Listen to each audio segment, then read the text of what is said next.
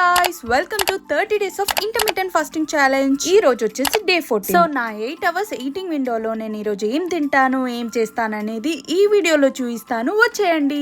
Usual గా everyday 11:30కి fasting break చేస్తాను green tea తో, బట్ ఈ రోజు వచ్చేసి కొంచెం లేట్ అయింది. ఆఫ్టర్నూన్ 12 కల్లా గ్రీన్ టీ తో ఫాస్టింగ్ బ్రేక్ చేశాను అండ్ ఆల్రెడీ 12 అయింది. ఇప్పుడు బ్రేక్ఫాస్ట్ ఏం చేస్తాంలే అని చెప్పి ఆఫ్టర్నూన్ డైరెక్ట్ గా లంచ్ చేసేసాను. లంచ్ కి వచ్చేసి రైస్, చికెన్ కర్రీ విత్ కీరా, carrot, onion salad. After lunch walking చేశాను. ఎలాగైనా 10,000 స్టెప్స్ కంప్లీట్ చేయాలని చేశాను, బట్ అంతసేపు చేసేసారు సైడ్ కి నొప్పి వచ్చేసింది.